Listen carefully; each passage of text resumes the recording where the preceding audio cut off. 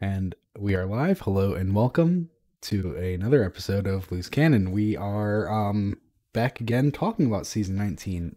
Our last episode, we shared some predictions with season 19, and I don't exactly remember what we predicted outside of you kind of placed the bet that Rasputin hasn't had much with the Vex, and that is where the dungeon takes place.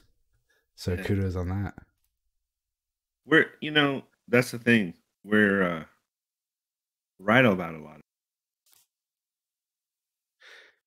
It's like that unknown treasure, the Loose Cannon podcast, where all Yeah. the predictions come true. So if you're tuning in, you want to know where the best sources for gambling would be on next season's stuff. Yeah, right. We're gonna have a field day getting closer to Lightfall because that's gonna be a huge one. I can't wait to see more information on that. Right. Um, We're finally dealing with some stuff that we have no idea about. yeah, yeah, There's a lot of stuff there that's just like new. You can't even come up with any kind of ideas or speculation about it than what you know as far as story arc goes. But everything else, I mean, Neomuna, who knows what it's going to have? Is there only one Cloud Strider that we're going to ever see? Or I mean, I imagine it's gonna be like one that we interact with. You know, kind of like we get the one and then we know of others. well, it was a cool little snippet on that trailer where they were riding the Quicksilver surfboard, Yeah, Quicksilver Surfer. yeah, the Silver Surfer scene. That was interesting to see that. Yeah, That's an interesting choice for them. Because now it's like, well, is that going to be a Sparrow alternative now? Are we going to get Silver Surfer surfboards? Because there used to be that glitch where you would ride your Sparrow standing. Remember yeah, that one? yeah. I would love to have a surfboard or hover skateboard. Yeah. And it's I've it's already got it's a drawing. I've already got a drawing in mind. Parody.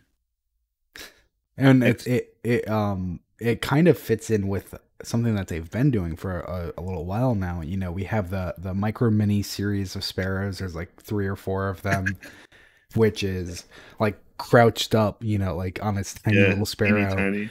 And then you have your standard sparrow, which is more of um like a street bike sitting. And then you also have your like Harley sitting where it's like sitting back Laid with back. your Yeah, arms out, you know.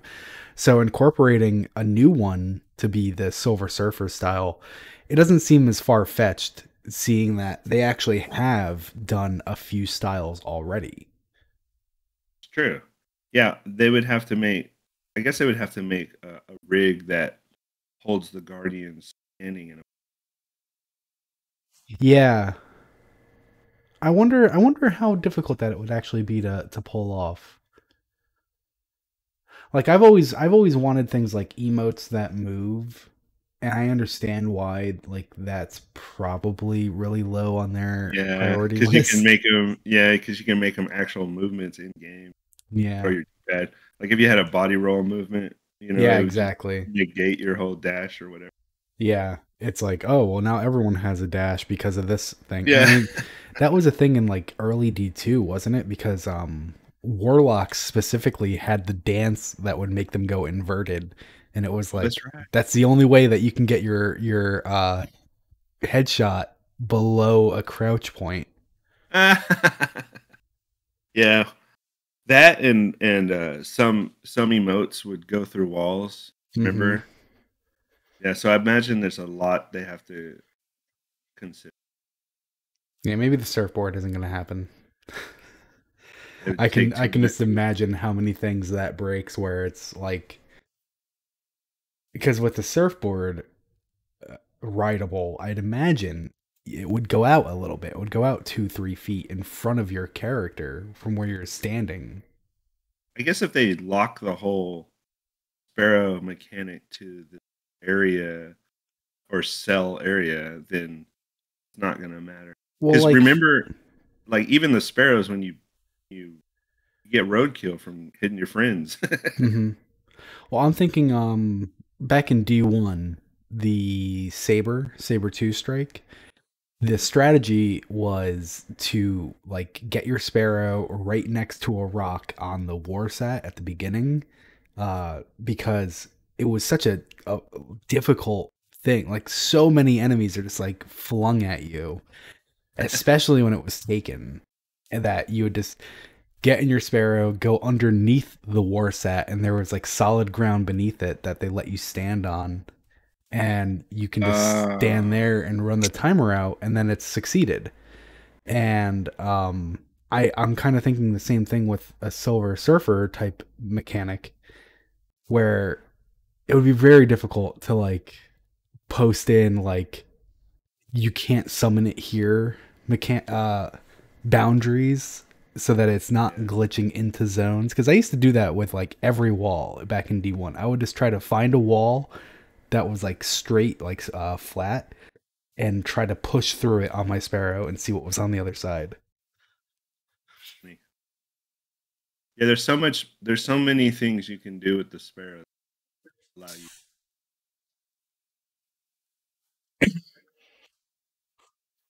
I would like Sorry. I would like something new like that. But maybe it'd just be a feature of mission. Doesn't Rasputin insta kill you on the heist battlegrounds if you're on a sparrow? That one on the Europa? On the Europa heist? Yeah, I think if you like quickly get on your sparrow and try to go too far, he'll just. I mean, I don't even think you can get on a sparrow in the heist missions. I guess technically it's not Rasputin, dude. Yeah, I mean, it's just Rasputin's Eye of tech. Sauron. Well, yeah, let's get into that Okay. after we do the lore card. You wanna do the lore card? Yeah. So I thought the lore card should be on something. Okay, so this season we are dealing with the Warmind and Rasputin, and so I figured we'd go back to the beginning in case you're new, you don't know, or maybe it's just a cool little nostalgic nod for everyone. But I did. It's a it's an ornament for Sleeper Simulant. Revolves around Rasputin, Warminds, and all that tech. Um, So there's a ornament for Sleeper Simulant called Baikonur, and what that means is it's referring to a place where everything leads to. There's an expression in old Russia. It's called "all roads lead to Baikonur," and Oh, that's it's this funny. yeah, it's this idea that no matter where you go in life or whatever you do, whatever your stature or whatever happens to you, eventually all your roads will lead you back to home. And Baikonur is like synonymous with coming home or prodigal son returning, that kind of thing.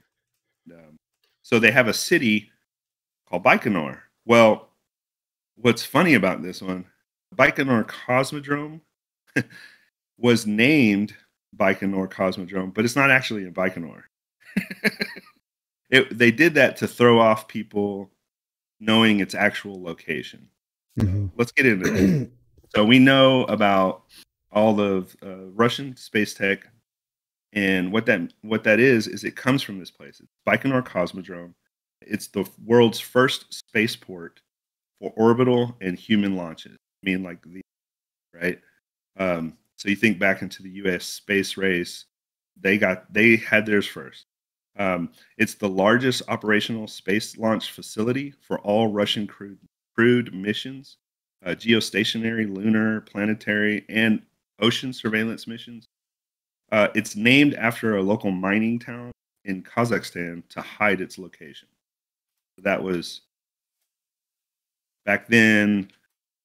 The Russian, they were very closed off from the rest of the world.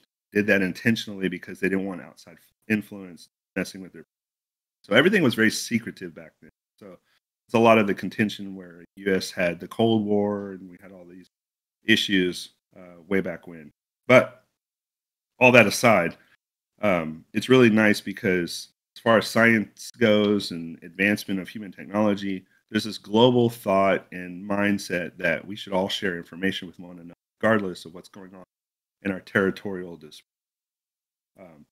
And so, while there was the threat of war and whatnot, there was some really interesting space developments happening. Everybody can think about Sputnik. So, the Baikonur Cosmodrome is the launch complex where Sputnik 1, Earth's first artificial satellite, was launched, right? So first time we had something go in space and around Earth. The Baikonur Cosmodrome is the world's first spaceport, and it was used for orbital and human launches, and it's the largest operational space launch facility. The site for the rocket that lifted Yuri Gagarin, the first human in orbit, was also launched here. So Baikonur is also the only Russian launch site capable of launching the Proton launch vehicle. Really crazy. If you ever want to look that up, it was used for the Zarya, the first element launch of a space station. So there's a space station floating around Earth right now. That's a part of that. But here's where it gets kind of interesting. As we know, in Destiny, we have the Cosmodrome to run around in. And the name Baikonur is misleading because the former Soviet Union used the name and coordinates of a small mining town, Baikonur, to describe the location of its rocket complex. This misrepresentation was done intentionally to hide its true location. However, it's still called Baikonur today. The Baikonur Cosmodrome is located in the Republic of Kazakhstan, in a semi-arid zone southeast of Moscow, Russia. The life of the city beyond the Cosmodrome, its residents, its politics, its culture, has remained a mystery for years. And the Baikonur Cosmodrome is the first and largest spaceport. So I thought that was relevant because we wake up in the Cosmodrome. There's a lot that happens in that whole area. There's a lot to look at. There's a lot of devastation, post-apocalyptic destruction. You can see where the people were of the Earth were trying to escape. There was the Exodus mission, yada yada yada. So the relevance stayed true into the future. That is Destiny. That people use this Cosmodrome as a launch site facility to get off Earth, right? And so how that tied into Warmind was, we all know the Warmind got his nickname Rasputin. And so Rasputin was a figure of Russian history. Mm-hmm. And, what does that entail? And so it's just funny because you think about how the Warmind started handling things during the collapse and getting people off world to save humanity, in his efforts to kind of propel us out of harm's way. It kind of made me think, well, what exactly were they trying to call them? Because we know historically there were more than just one war mines, but they were actual submines. Mm-hmm. So it lends itself to the assumption, as far as lore goes in game, that the war mines and the submines were of different heating thoughts, a little bit. And they may or may not have had different ideas about what to do, types of event. We know that Rasputin took over the remnants of Charlemagne, which was a popular submine that we know. So I thought that was kind of interesting because here we are waking up war mines now that we're going into the season. So I did this lore card right when the season was popping up, but we're very much encountering old submine locations or old war mine locations reactivating so that Rasputin, we want them to regain access so that we can rebuild Rasputin. So I thought that was interesting. All right. So, just to keep on the submine talk, what do you think about how we're going and basically getting submines again? It feels like Bungie,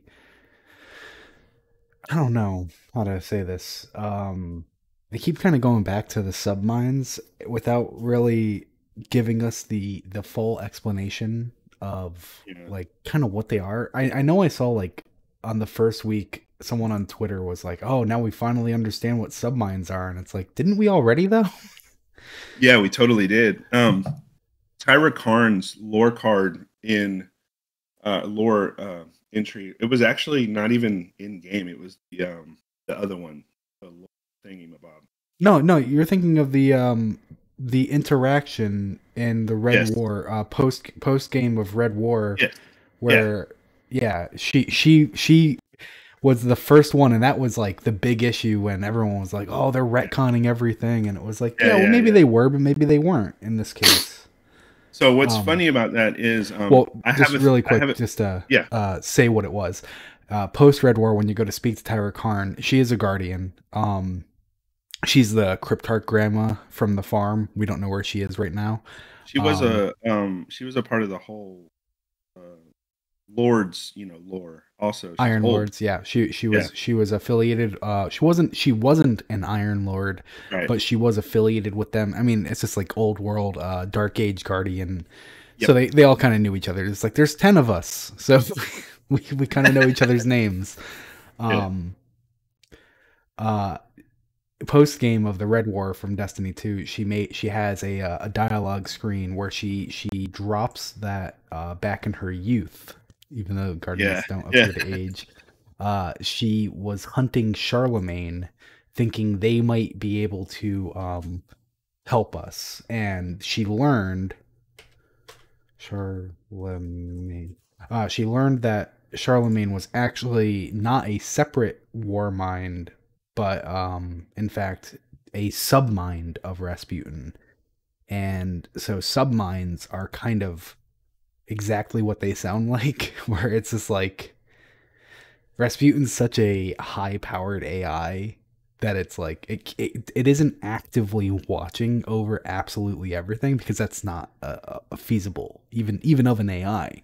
So it's like it has like delegation minds where it's like I govern all of you, you govern all of them, they govern all of the intricacies, and it just kind of filters down.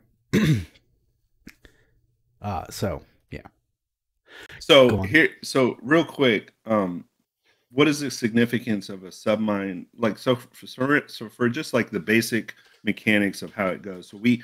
So my quick like theory as to what was going on. Why did people feel like it was retcon, or why did Bungie skip the story but come back to it? And so my quick simple theory is that they don't want you to figure it out yet. While you're fighting everything else, they don't want you thinking, "Oh, okay, I know the end. I know who this guy is. He's going to end up being bad or good or whatever." They don't want you getting sidetracked by all of these hardcore story elements. So they have to gloss over it for a while and then come back to it later. And those recalls are a lot of times um, what's interesting about anything, a movie, comedy special, whatever, any kind of callback you can do to something that was past that you knew about is it taps into your nostalgia, and so you immediately get that sense of, oh, I know that, and I'm familiar with that. Oh, this is cool. This we're finally going to get.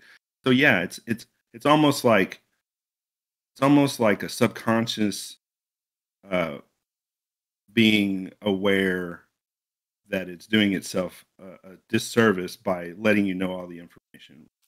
So why did they just now come back to submines? Because they can. Yeah.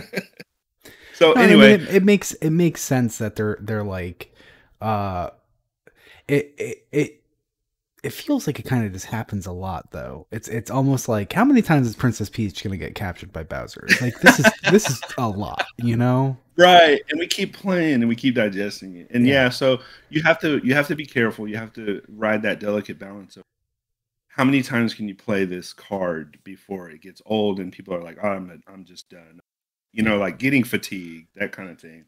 Yeah, because Um, it was like in D1, the darkness came, the collapse happened, Rasputin's network was completely fragmented. Certain aspects of his mind were so broken off from the main network that they corrupted.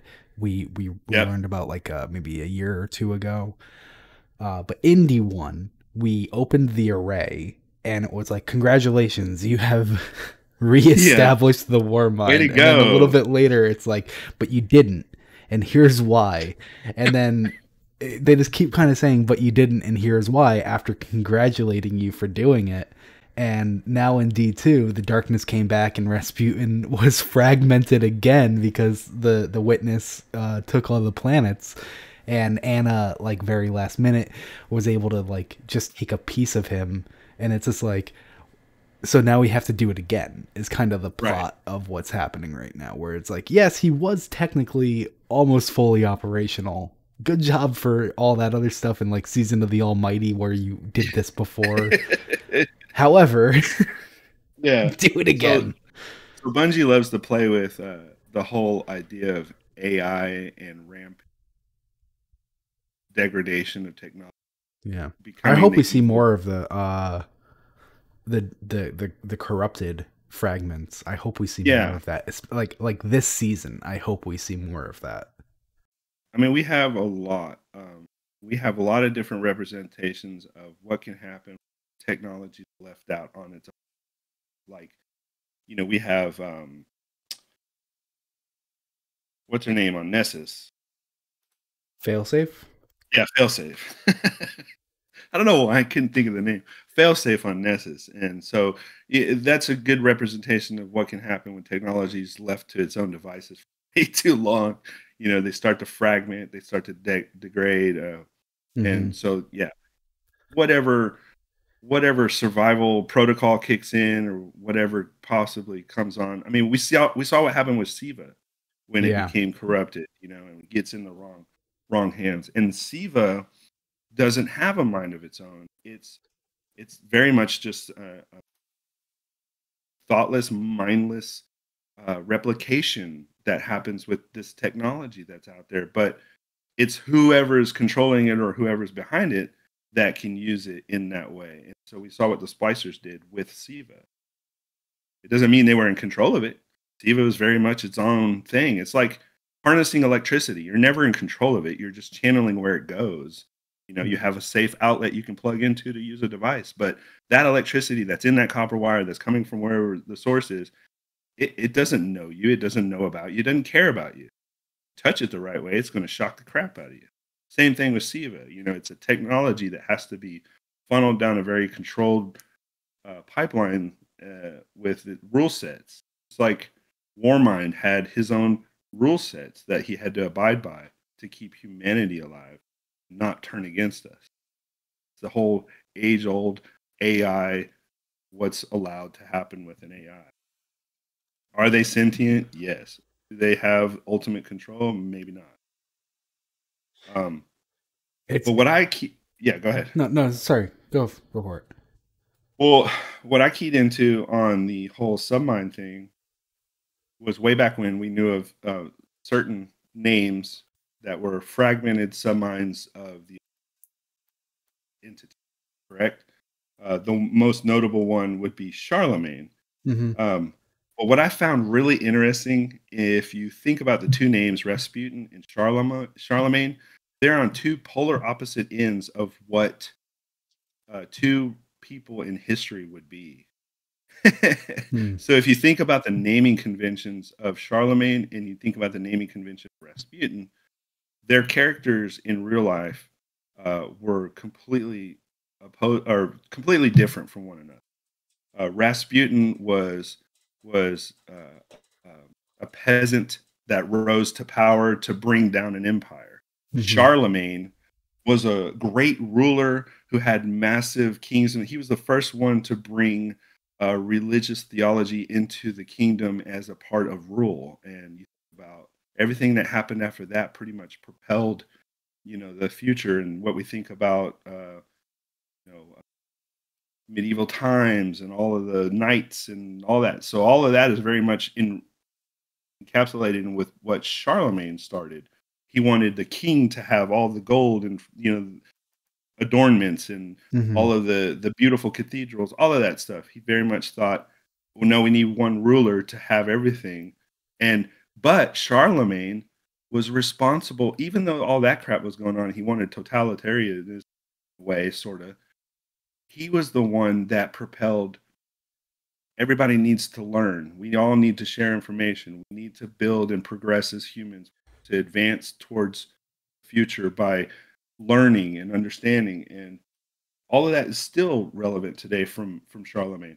But if you think about Rasputin, he rose to power in a very manipulative way, Mm-hmm. gain control of an empire that was already there, only to basically tear it all down. And so it's funny, you've got one And that is kind of what ruler. Rasputin did. Yeah, you got one ruler that does all of this uh, bad stuff, but in a way to propel humans' future. And then you got one guy who rose to power from being nobody and just tears it all down. So, like, I don't think that it wasn't intention to have two different key figures named in game after two polar opposites. So I find that interesting. And I hope maybe we learn a little bit more about that, because if Charlemagne somehow had something to do with, you know, rise to power that Rasputin now, maybe taking these fragments of War Minds will help give us a little bit more of a picture of that, how Mm. that happened, what exactly went wrong. Because if we're going out to all these War Minds locations and getting fragments of Rasputin and putting them back together, he's going to pick up stuff that maybe he didn't remember or wasn't privy to for years. It seems interesting that if Rasputin is truly like in control, like we have golems as a concept as well, like the Siddhartha Yeah, golem, and there's another golem whose name or whose title I can't remember. The Siddhartha golem was the Iron Lord Fellwinter, and presumably before they were risen as a guardian, they acted as an independent, right? And so Rasputin kind of put himself into an exo and created them to like walk among humans to get like a better perspective. And that's a really cool concept. But if you follow that logic through, you have subminds like Charlemagne. And it's just like, okay, that's fine. He delegates, like I mentioned earlier, he delegates responsibilities to subminds, and they probably also delegated to lower AIs and etc. And so all the way back from the Taken King, we actually have this entry, Ghost Fragment Old Russia 3, which I think is the first time we heard from Malahayati, which even back then we knew was a submind. But do you remember this? I yeah, remember Malahayati being discovered as a submind like after the entry came out, because it doesn't say like I'm Malahayati, I'm a yeah. submind. It was. Yeah, it was after the fact, because there we didn't know. We thought for a long time we thought Malahayati was Was a some person.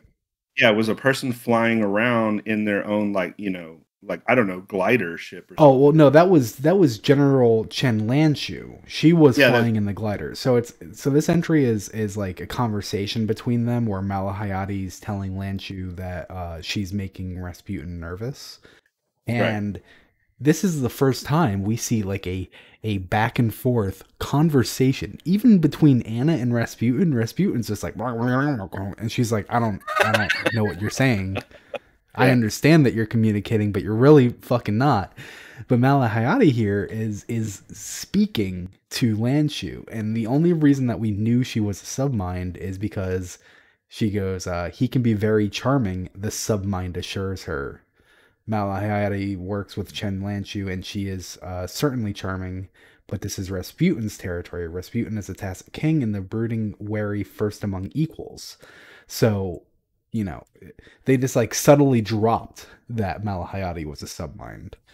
And it's interesting I think, to follow this all the way, where later on in this entry, um, you actually have Chen Lanchu mention yesterday. Lanchu spoke to a colony ship AI, and it called Rasputin the tyrant, not without affection and certainly not without respect.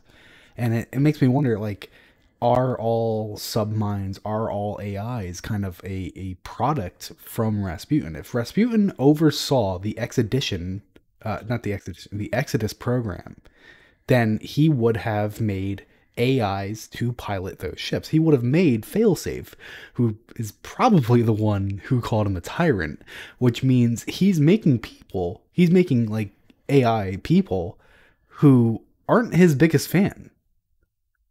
You know, Yeah, it's the yeah. capabilities are crazy. Which is funny because if you think about the naming convention, Rasputin in real life was also called the Tyrant, and Yeah. the Tyrant. So the Tyrant and Rasputin were like somewhat synonymous names. So maybe that Rasputin evolved from that Tyrant nickname, the way he handled things in a terrain. I don't know. Was Saber Green the Awoken? Oh crap! Oh, good question. Don't know.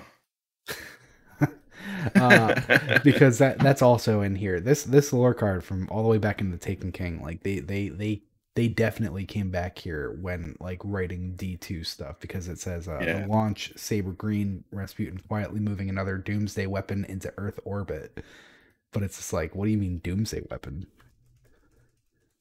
Well, there's that long thought that it was his orbital defense network part of, or those weapons were a part of that whole, network of weapons. That, I mean, we saw what he did to the stupid Almighty or whatever it's called, the Red Okay. War wall ship.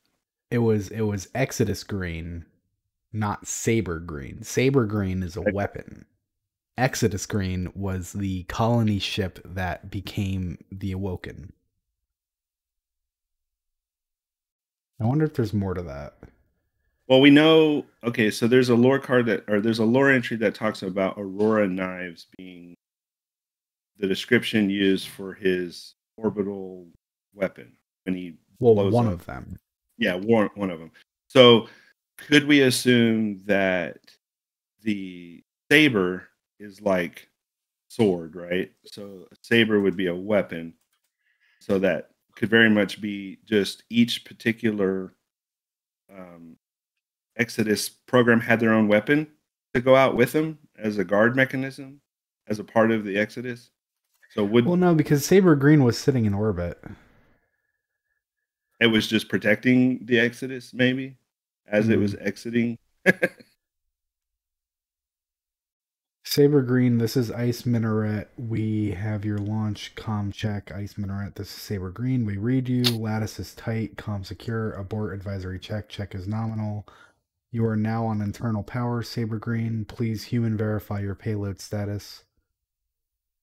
Those are the words. Saber, human cross check complete. Fly safe. Is covert, secure ISIS. Good confidence in the vehicle. We are not scrubbing civilian launches or clearing the range. Public inferentials would catch that. It's a security risk. Yeah, Godspeed, Saber.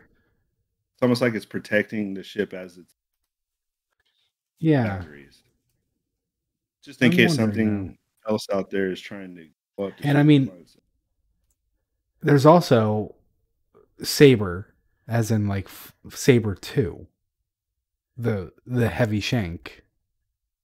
Yeah, Huh. like do you? Oh, maybe the Shank tapped into something that was a part of the Saber network, Yeah, that's what I'm stealing thinking of. stealing, stealing info. Yeah, totally could be. And so they called him Saber 2 because he had gleaned the tech from Saber 1. Yeah, something along those lines is what I'm leaning to. The Um, saber, the saber shank we fought, they had a laser, right? Saber two had a laser. What kind of weapon did the Saber two? I think just the normal like turret deal.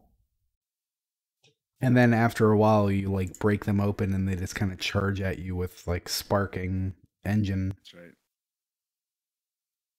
Either way.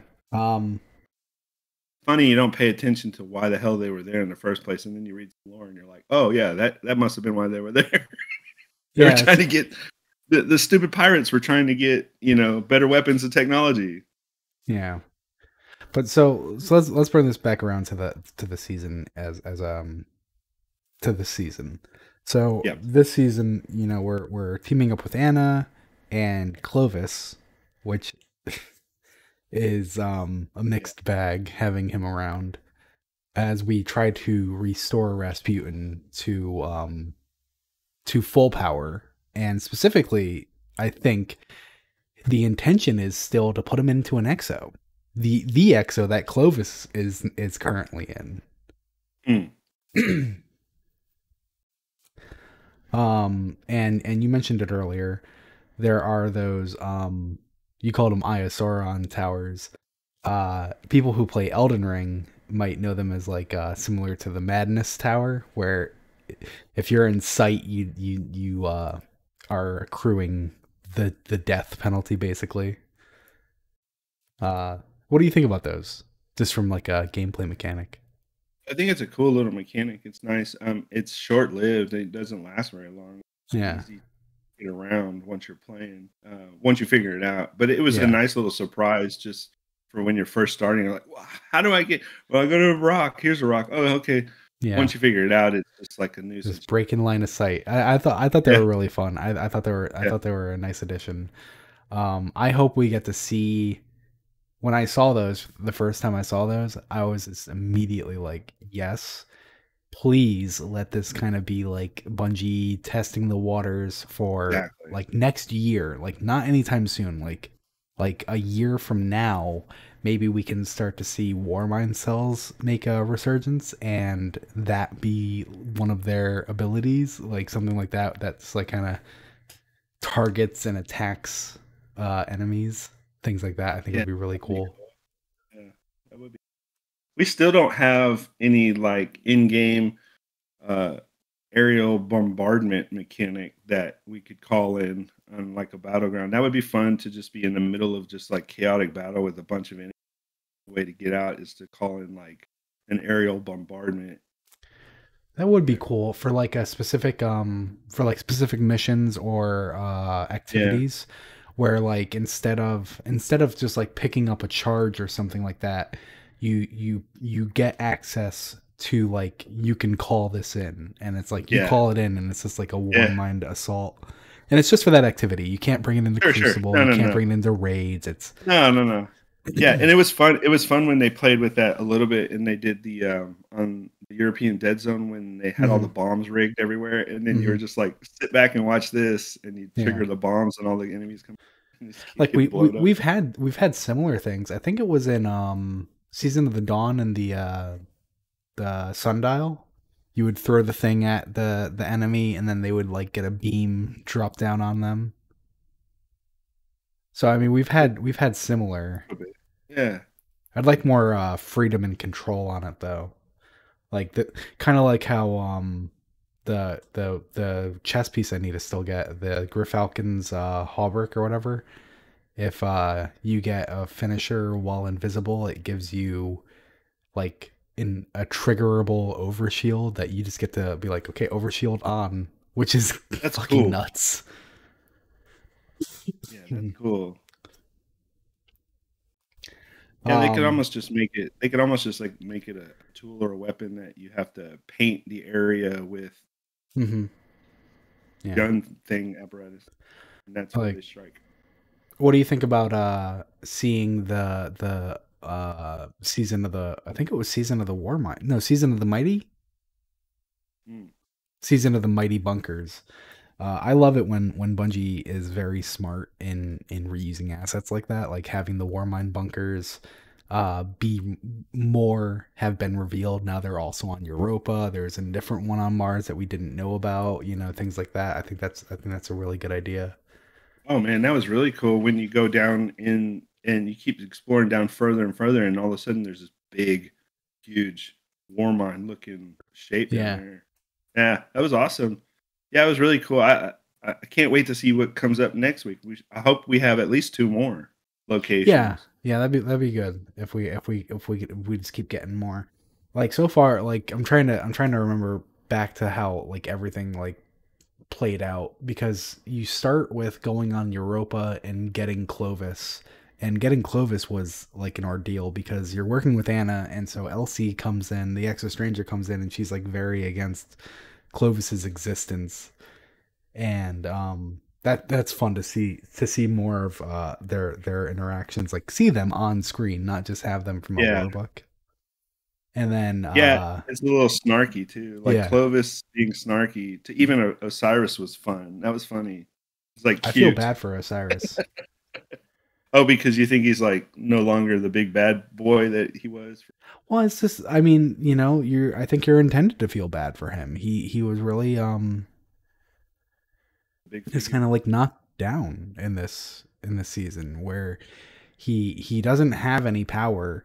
But not only does he not have any power, but the last time he didn't have power and we let him do things, it was like it almost killed him. So now everyone's like really taking a gentle hand to him. And it's sad, because I don't want him to just be this like nuisance. I want him to be something, and it feels like they're just kind of He's taking that like away from he's like him. kind of like he's like this frail old man. Yeah, Once he was and at once he was the dad superhero everybody looked up to, and now he's just this broken frail old man like that has to be protected. to get a little bit off of the season, I know Bungie said that we're the first people to get Strand, but just because they said that does not make it true. Yeah. And Osiris having these like visions of Neomuna, I wonder if Osiris will be among us in being the first to use Strand. Like I wonder if he's gonna get power back through the dark, and like he'll have, that'd be a really, I think, a really interesting story to take him through. Like, do you use dark power when it was the dark that brought you through all this bullshit? It's true. Yeah, that would be a good struggle. And then where does that lead? He has to worry about what is home. Saint 14 and them have Mm-hmm. finally been reunited and whole, and so Yeah. like there's that. Yeah, that could be really interesting, because if he had to step across the line and become aligned with the darkness power that he against and use it, and then Saint has to watch him struggle, that could be something. Yeah. Or he could just die and it would be horrible because people love I'm him. glad he didn't just die. Like, people seemed like pretty at odds with the ending of season of the Plunder, where like Mithrax turns the reliquaries into tea and gives it to him. Yeah. And I mean, I agree. It's a little weird that he turned it into tea specifically. Um, I don't Trials of know. Osiris, that's one of the most competitive Crucible game lists we have, and you'd hate to be teabagged in that mode. So Uh-huh. Like it's the source of all darkness. I'm all for the reliquaries being used to wake Osiris up from his coma. It just seems like it was a very touching cutscene. I really liked the cutscene. It did feel a little out of place. It It just kind was of it like, was it was a little bit like I wanted to see stupid more Nezarec crap, right? yeah. It almost felt like they were like, and now we're done with Nezarec. He's never coming Thanks a back. He's lot, not guys. Yeah. important. He's served his purpose. He's dead. He's not only is he dead, but he no longer exists. We've Right, but turned his body into what tea. what is with that? So like we go dig up some freaking, pharaoh of yore, and Yeah. first thing we want to do is drink them. Drink. And I mean, if anything, I feel like that's part of the backing for Osiris to be one of the first people to get Strand, because it's like, Yeah, well, because he's got the mummy juice now. yeah. I mean, Eris went to Nezarek's pyramid, and got stasis. So it makes sense to me that Osiris would effectively have gotten something else from the pyramid in his Nezarec tea that gives him strand. which is good and bad because then you kind of have to.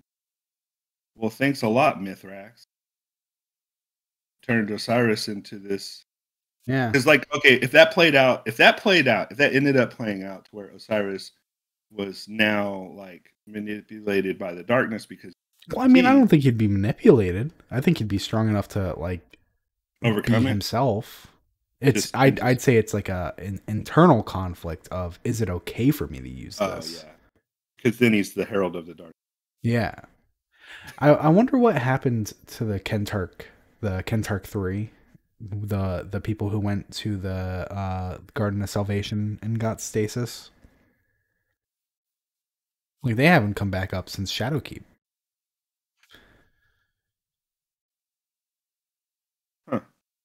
I think it was two of them accepted stasis and one of them rejected it, and they fought, and I think it was implied that they killed each other, but not like concretely, because it was like, oh yeah, their ghosts were dead, and it's like, yeah, but they don't care anymore. They have stasis. They're done with the light. That's the one thing that is always bugging lore in this game. There's so many loose ends that, like, I love that they tug on strings, Mm-hmm. and I love that they bring us to these characters, but then they almost kind of fizzle out a little bit, almost like the soda wasn't carbonated enough for it to. Really I mean, it's like throwing things at the wall and seeing what sticks is all right to do at the beginning, but like, we're already here, you know. Yeah, like, we need more concrete. What it makes me feel like is that the writers are struggling with is how much can we do? Mm-hmm. How much do we know? I mean, I'm sure if it was just people writing a book, very different things would be happening, because they wouldn't have any limitations. They would just get to do what they want to do and say what they want to say. But because it's like the gameplay comes first, because it's a video game. And then also there is that fact that it is a video game, so it's not like a book. Where in a book you can pass by a certain character in a book and then not know completely about their backstory because they were just a moment in the book. But in a video game, you have these fleshed out interactions, a lot of backstory and things to kind of unravel, all for them to never really come to a central point of resolution. Whereas in a book, you know, like Dark Tower is a perfect example. Gunslinger, you know, encounters all kinds of crazy stuff on his travels through that whole saga of books that Stephen King wrote. But you didn't really feel like you needed all of those people that they encountered fleshed out. Whereas in a video game, you kind of yearn for that the entire time. You're, I just want to know more about that. I want to know more about this. Like, crazy stuff has happened in this game, but the other thing about the game is it all comes back to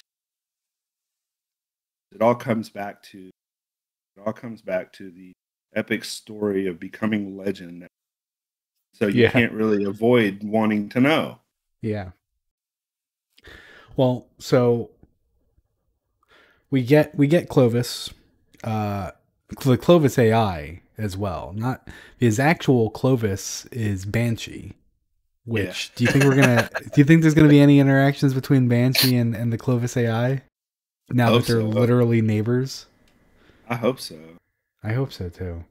I hope Banshee kind of gets a little bit more, because I think it was, I can't remember if it was week 1 or week 2 where it was mentioned, but Osiris was talking about Saint, and then Clovis chimes in like about how upset Saint has been and that everything that happened to Osiris. And Clovis offers, like, I can teach you how to erase those memories so you can give him a better existence. And that's fucked up. It is fucked up. I think it was Elsie who was just like, you can't do that, they're people. And he's like, oh well, they're just exos, and they're made through people or whatever. And then she kind of has this like snide comment about how, but you're not, you're just an AI, you actually are just an AI, like you're not. Oh no, it was talking about Rasputin, because Anna was saying how Rasputin is a person.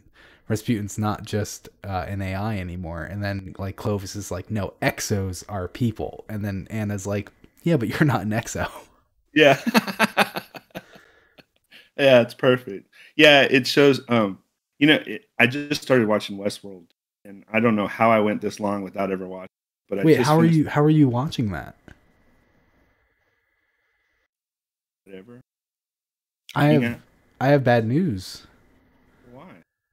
Well, you're very quiet. That's also bad news. But from what Oh, I've heard, Westworld is getting taken off of HBO Max.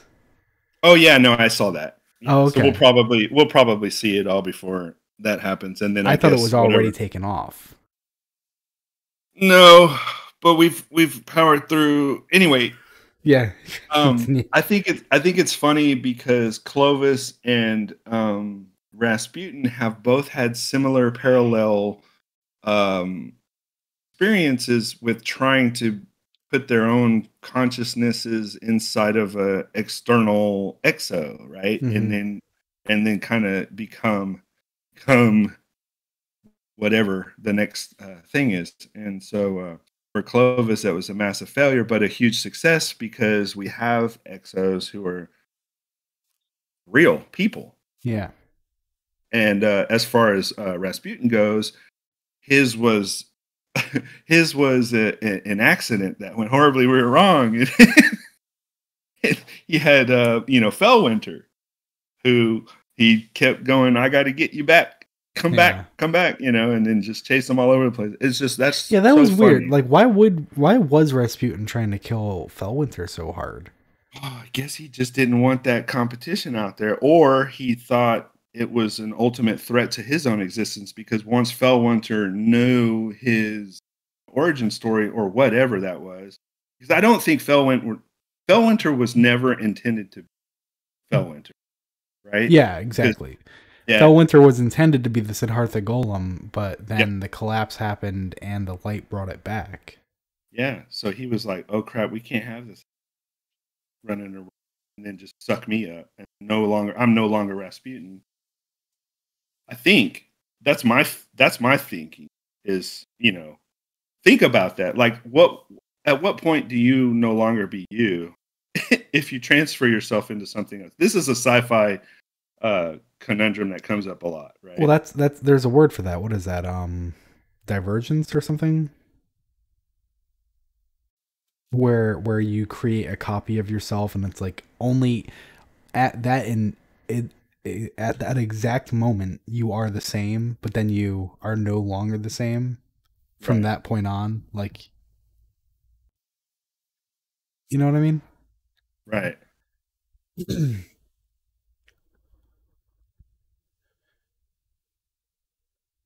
Yeah. Either way. But yeah, so we go to Europa, we get Clovis to like come help us. And actually we save Clovis's ass from some hive who were just like taking the fight to him. Not that he could fucking do anything. You'd think he'd be able to like do something, but he really had nothing to protect himself. And we bring him back into the helm, and then we go to Mars for week 2. And I loved what they did with Mars, where you'd go up to the Warmind platform area, and it was just covered in that hive gunk and just like disgustingness. It Yeah, that was wasn't, it cool. wasn't all like nice and clean anymore. I mean, it was never really clean. It was always kind of broken down, but now it was just like extra broken down. I thought that was fucking awesome. And they had more of the towers, watcher towers, kind of damaging you or keeping an eye on you, so you had to find places to hide through it all. I thought that was a really nice touch. And then we actually got to go in the room that we've only seen in cutscenes. because in Warmind, back in like Destiny 2 Year 1, when we were finally gonna go in there, fucking Zavala was waiting for us. And then Yeah, it was what the just like, hell, dude?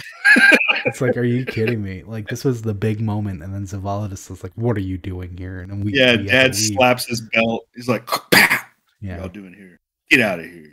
And then, we got the occasional cutscene like with Osiris, where I think it was in Season of the Arrivals, Osiris confronted Rasputin and he was like, what have you done? And Yeah, then, what? yeah, like we keep seeing the room, but only like a piece of the room. Now we see the Right. full room, and we see the massive submind that is the Charlemagne submind. Yeah. So that means that's Charlemagne's vault that we were finally in. Looking for it, yeah.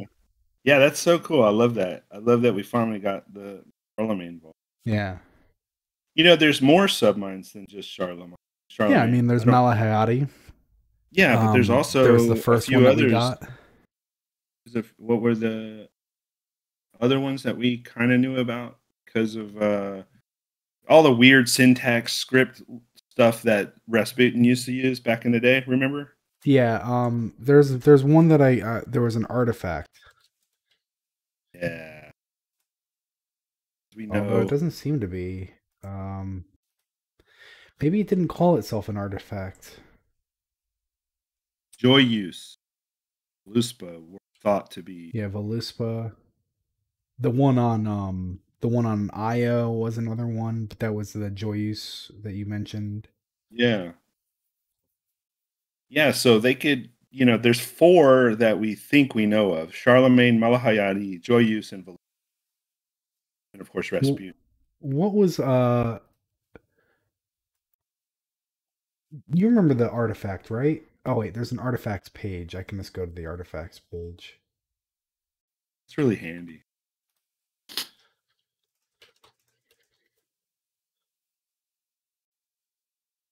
Although I don't know how to fucking get to the artifacts page. What the hell, Baxter? Thanks. Awesome He needs to website. come back so I can just have him figure He this can do out. it. Yeah, Yeah. he's our war mind for the show. Where's our war Chronological mind? categories. None of this helps me. It's not even chronological. It's alphabetical. It makes sense to back. Just have to know. Is it at the bottom? It is. Okay. Oh, okay. Well, I found the page. Let me find the damn things. Martel. Yeah, Martel. There it is. Martel. That was the one. Yeah, codename Martel, parent redacted, status Iliador complete, and it's an intact Warmind core. So, so basically, that's kind of what I was saying. Where Rasputin is at the top, and then he probably has his like next level submines, which is like Charlemagne, Malahayati, Joyus, the fourth one that you mentioned, and then Martel is probably one of their subordinates, which is why it says parent redacted. Because if it was parent Rasputin, who the hell gives like? Of course it's parent Rasputin. You're not surprising anyone by saying, oh, yeah, the Warmind core was created by the Warmind. But Yeah, it could exactly. be if it were Malhayati who created Martel to kind of go against Rasputin. God, that Sure. wasn't working. Yeah, I mean, there's a lot of that could have happened. I think. Okay, so play with that for a second. If Rasputin was worried that his submines could be creating alternate ways of existing outside of his mind pyramid, what they could have ultimately been a threat because Yeah. just like we saw with his whole story arc in Fellwinter, he Yeah. eventually gets Fellwinter back after all that time. But at what cost? So, like, what was Rasputin really trying to do when he created Fellwinter? He was trying to make That makes just sense. an army of Exos, sort Yeah. of, but they were not Exo war machines. It's one thing to have like subroutines, submines who you still technically have full control over, Yeah, where Fellwinter was a submind who was like severed from yeah, Rasputin, and full so on that's his why own it was a threat. entity. Yeah, yeah. Um, have you done the dungeon at all? No, I'm not good enough, but I will eventually. I haven't had the chance to. My I've friends watched are. it. I haven't I've even watched it. watched it. I Oh, I okay. I, I want to go in blind unless I absolutely can't. Like I don't mind my friends telling me like this is how you do it, but I like to Mhm. like experience it blind. Right. You know, I'm a I'm not trying to little. figure out the puzzles. I'm not gonna like spoil it for you, but I'm a little like upset that we didn't get more Tex Mechanica lore than what I'm we very got. excited that we got Tex Mechanica though.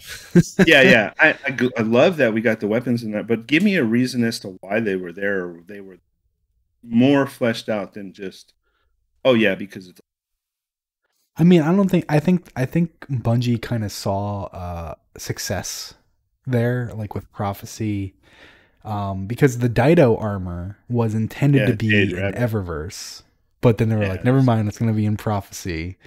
And I think where do we? There's another armor. Is it Haka? we have no, we have.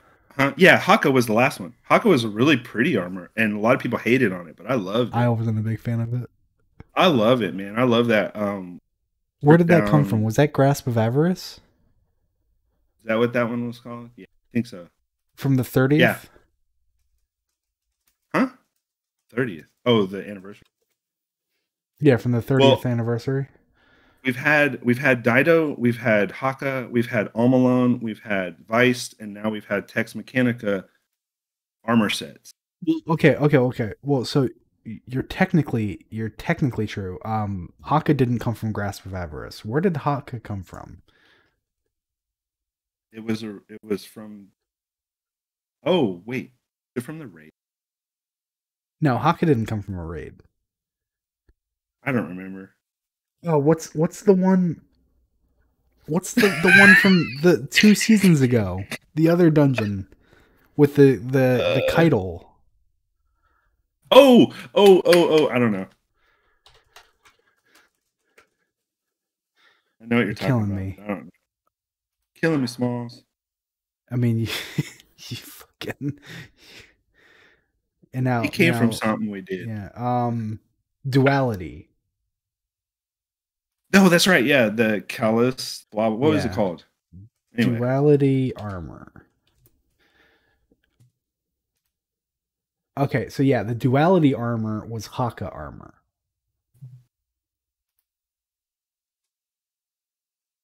But so see, so that's the thing, right? So you're referencing Amalon and Weist and all that, where they were uh Eververse.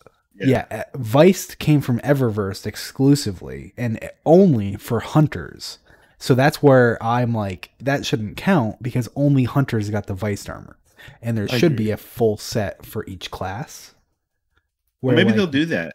yeah, and that I think that's kind of like what they're seeing as an avenue where they can create kind of just like thematic Well, they armor. have to go back though. Now they have to go back and make an Almalone Hunter set and an Almalone Walker set, Warlock set, and they have to go back and make a Vice Hunter, Warlock, and You know what's Titan set. crazy? I'm pretty sure there is an Amalon Hunter set as well. There's only a Titan. No, I'm pretty sure it's also on Hunter. Are you sure? I was messing I think around I with armor. think I would This isn't know. important. I know, but yes, I know what you're saying.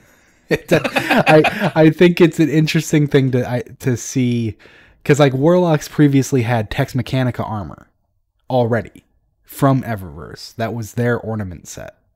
We only had a shader, No, they had Tex. What? Dark Almalone. It does, enough with the Amalon. The point is, the point is, Warlocks already had a Tex Mechanica armor set from Eververse, Oh yeah, you're and now they right. have another Right, you're one. right. So I see what you the the argument that they have to go back and do it. Yeah, yeah, just make it's it a already make a they've already dungeon. accepted Okay, going back and doing it, and you're I right. love this idea that So what you're every saying dungeon from is now on. warlocks. So what you're saying is warlocks now have 2 text. Technically, yes. And I Yeah, think you're right. Titans as well. Titans definitely have 2 sets of Haka armor Oh because they well, already had a Haka set. talking about the Sunbreakers. Is that Yes. technically Haka though? It was in D1. Technically. I don't know, man. I don't. It's so frustrating when Bungie is just like, so what's this armor? Well, it's Dido, so it's called Dido armor. No, it's called No, like it's called Starfang yeah. XO79, and it's just like, okay, well, I'm not gonna fucking know that. Moonfang. Yeah, Moonfang. Thank you. That's Yeah. the Dido armor. Well, the Dido is all about Jade Rabbit, and Well, I know what I so know what I know what Dido's about, and I get where they're coming from with these yeah. names, but I just want to be able to go Daito armor and get it. You know? Yeah. Don't you hate it when they put out a whole full set of armor for each class, but then like the cloak or the bond or the mark is a different name? Oh my god! Don't even fucking. You're like, which one goes with this? Yeah, that's even worse than Yeah. than not taking the easy name, because I understand why they don't take the easy name, because maybe they'll want to Yeah. have a second one, and if they just called it Tex Mechanica Armor, it wouldn't be you can't go Tex Right. Mechanica Armor 2. You know, it doesn't Right. work that well. Yeah. Which is actually a really nice touch that they did with the Ichlios weapons, because now they're V.1.0.3 instead of V.1.0.2, which is, and I'm pretty sure they were V.1.0.1. So they're having fun with that, where like They're each having generation of fun. them.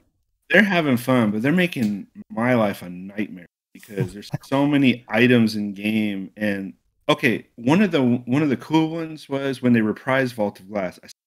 They brought Vault of Glass back. All of the weapons from Vault of Glass were brought back, but they had different lore flavor text. Okay.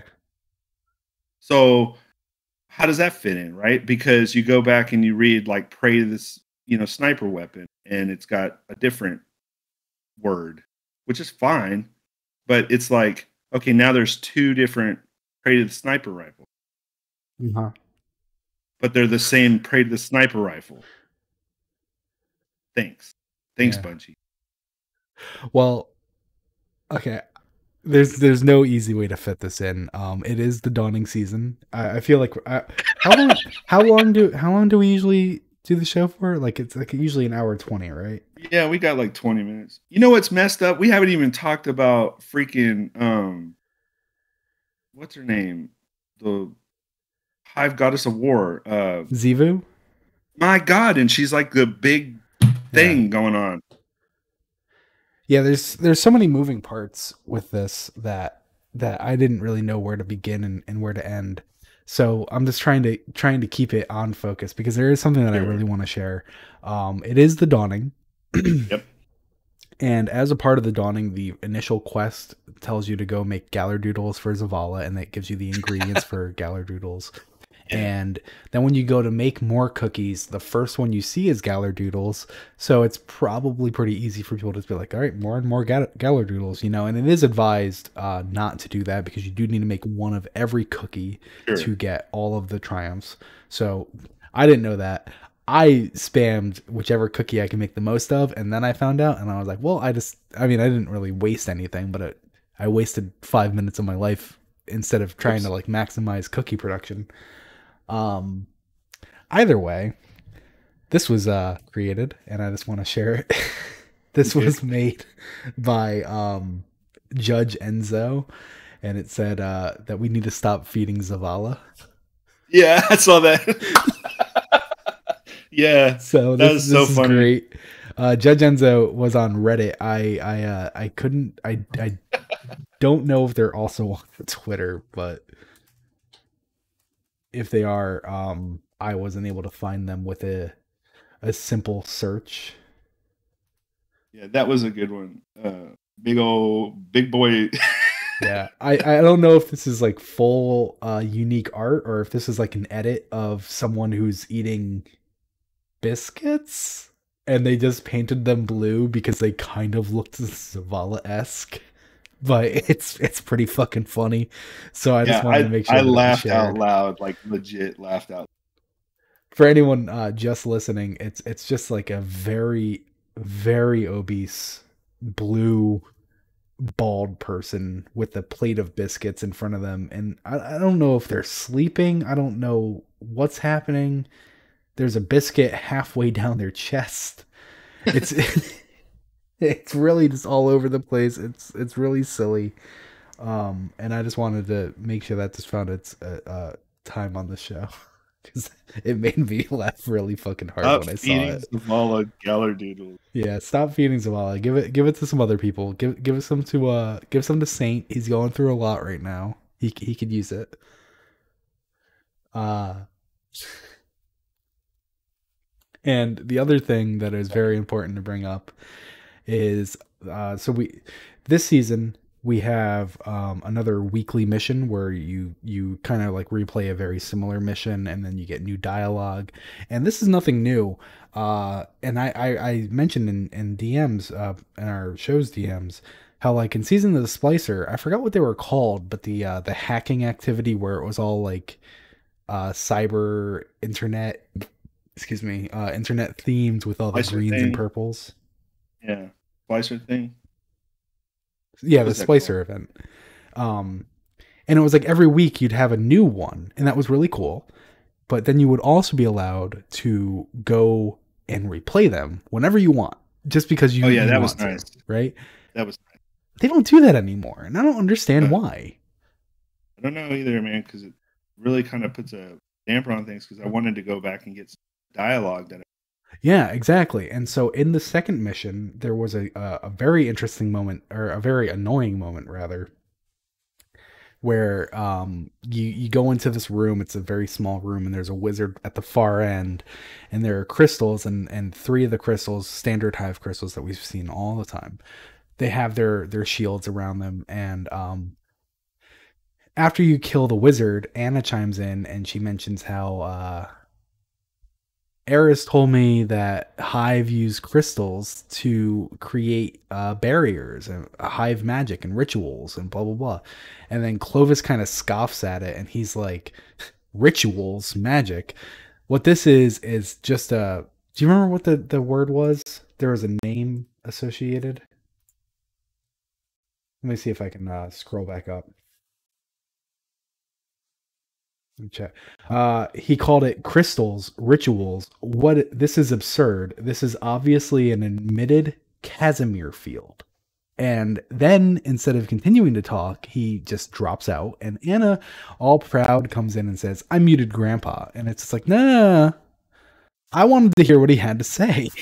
Because Right. he's the first person who actually understands what the fuck the Hive are doing. And So, yeah. so so the Casimir effect is a real life thing that Yes. happens when you make a vacuum in between two. Plates. Yeah, and so what happens in that vacuum is impassable barrier, kind of Hmm. like a. And so I think it's really interesting because it is beginning to kind of show how the hive magic is really just science. And I shared that in the Ishtar Discord, and the first like rebuttal is, well, hive magic is based on paracausality, so therefore it's magic. And it's just No. like, it's Well, my paracausal favorite science.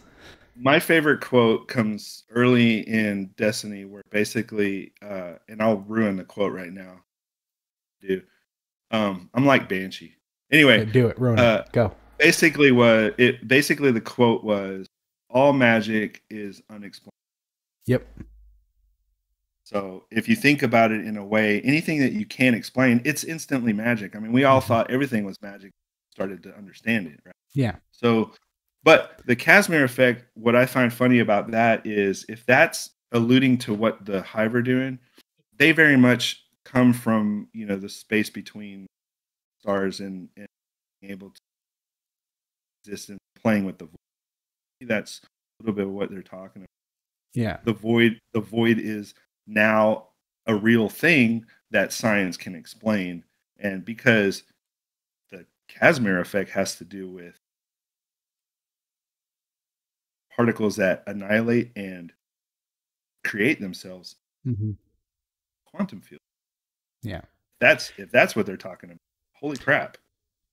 And so it's kind of like, like, yes, hive magic is like created from paracausality given to them by the worms and etc. And I understand that. I understand that Sure. paracausality is a big factor in it.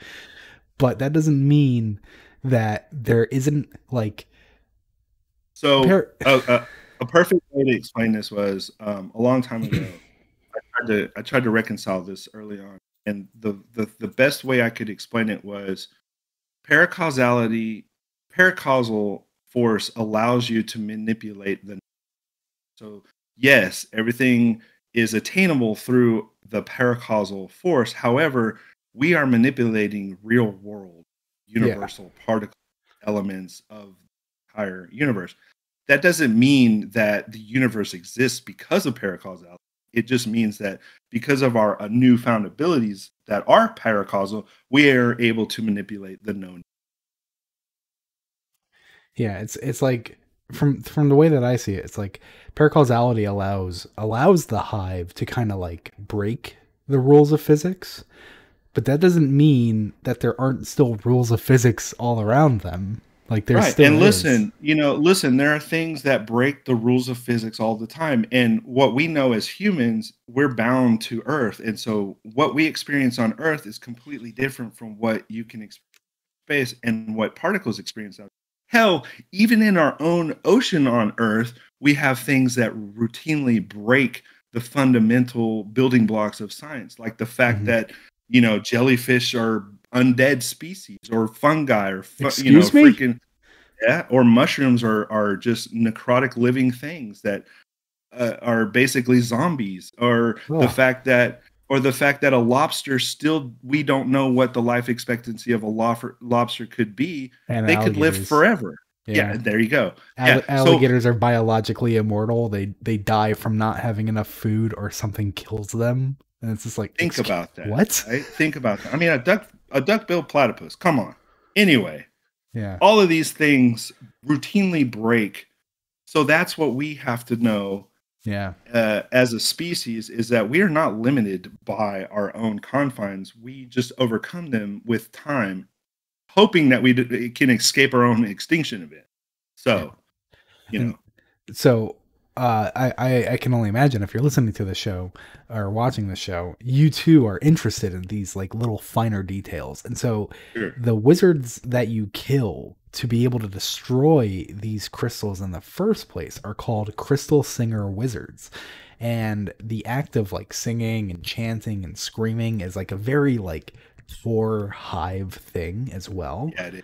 The Death And Singer. yeah, exactly. You have your death singers, like the original death singers were Oryx's daughters Iranuke and Irhalak, who also, well, we'll get to that after. Who created the song that like killed everyone in, I think it was Savathun's court, like Yep. uh like she was having a party and they went there and sang and everyone died. And it's just Yep. like, well, how the hell does that happen? And people just go, oh, it happened because of magic.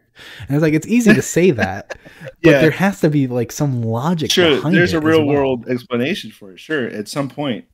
So my mind completely goes back to an early on discussion that had Focus Fire Chat, which is a great guy. Blue Crew is still around. Dabbles. But You're kind of cutting out a bit. yeah, so something we did a long time ago is talking about how does a death song particularly exist within the lore? How does that kill something or whatever? Hmm. What we know about the Destiny universe is there are a lot of things in the lore that point to vibrations, sounds, songs, um, and just overall attunement to certain frequencies. And so, Hmm. if you think about everything being a frequency, sound is just a vibration at a certain frequency. Um, Matter and particles and elements, everything in the universe vibrates at a different frequency. And so if you can attune to the correct frequency, you can manipulate any particle or any matter in the universe in a way, right? So if you think of the hive being able to understand sound and frequency or just vibrations as far as universal uh, mechanic, they And can then you sprinkle in a little paracausality. exactly they can tap into that certain frequency, scream, sing, whatever they want to call it, and then you're all dead because they Yep. found the thing that kills you. Yep. And anyway, it makes me Or instantly they right now or they after just found the saying thing that prevents physical damage to a crystal that is resonating to create the Casimir field that is blocking you from going to. So it's like it all seems to be in this tied togetherness, which is very exciting to finally get like some in-game evidence of that. so don't be so close-minded as to say that, well, paracausality is a catch-all term for everything. No, paracausality is a tool that we, even as guardians, are using to tap in the physical known universe, use it to our advantage. I mean, solar arc, void, and now stasis and upcoming strain, those are all things that we're tapping into because of our newfound paracausal abilities.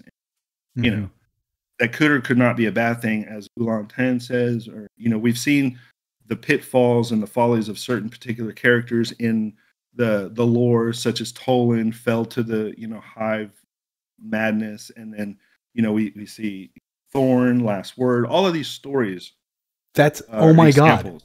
That's the perfect example right there. Toland heard the death song and instead of dying was able to shed his body and become what he is Yeah, because he understood the frequencies. He played it back. He altered it just enough that he would survive.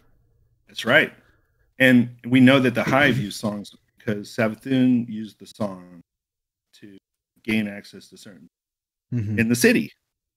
Yeah, Savathun So song, which then like would like rewrite your mind. It was like a hypnotic thing.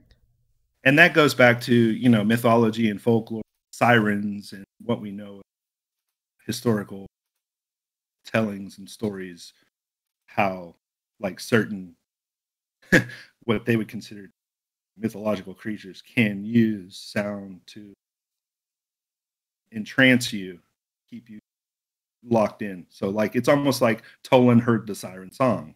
Mm-hmm. All of these things come from real world examples, like even Osiris drinking mummy juice. That's something that happens every time they dig up a mummy. Somebody's like trying to auction off mummy juice to drink.